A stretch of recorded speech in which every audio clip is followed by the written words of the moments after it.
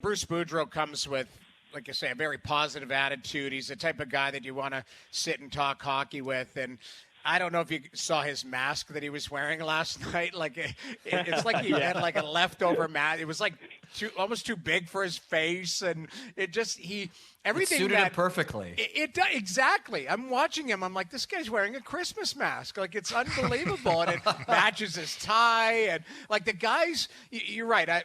Everyone knows I'm close with Travis Green, and sometimes you get a new coach, but Bruce Boudreau comes with an aura around him. I think guys have been placed at a little bit of ease there. You can see that the team is looser. They're playing with a lot of confidence. He's certainly preaching to get on offense and try and advance the puck. And, just watching him with the mask on last night and work the bench, I was dying laughing in a respectful way. You're just like, this guy, you can tell the guys are really enjoying themselves. And it is a new coach bump. But now all of a sudden you're 7 in a row, and Vancouver's kind of hovering around the outside of a playoff spot. I know they got some teams to jump, but is it conceivable that Vancouver could make the run and come all the way back and grab a playoff spot?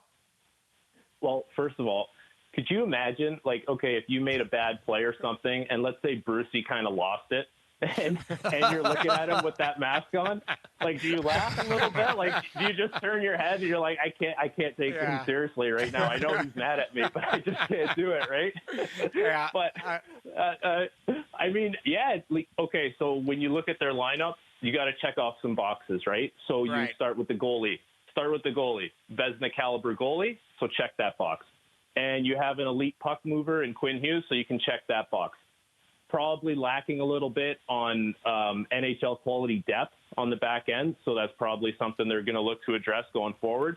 And then you look up front. You have your leader, Horvat, Pedersen, Miller. Like, these guys are good players. Besser can put the puck in the net, and so up front, I think they have good depth. So yeah, it's not out of the realm of possibility. They check a lot of boxes. They're not a perfect team.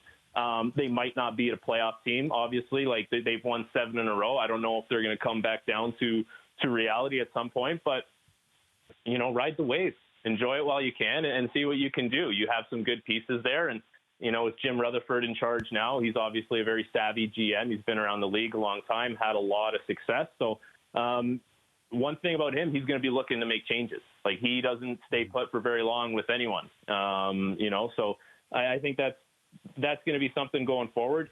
But I also think right now the NHL is not in a situation where the phone lines are relatively busy with trade talk. So I have a feeling that's probably irking him a little bit, because he's probably wanting to work the lines, but there's just too much happening around him. And that's probably why we haven't seen anything yet. But also at the same time, they're 7-0. So see how far you can take it before you want to start adding or subtracting.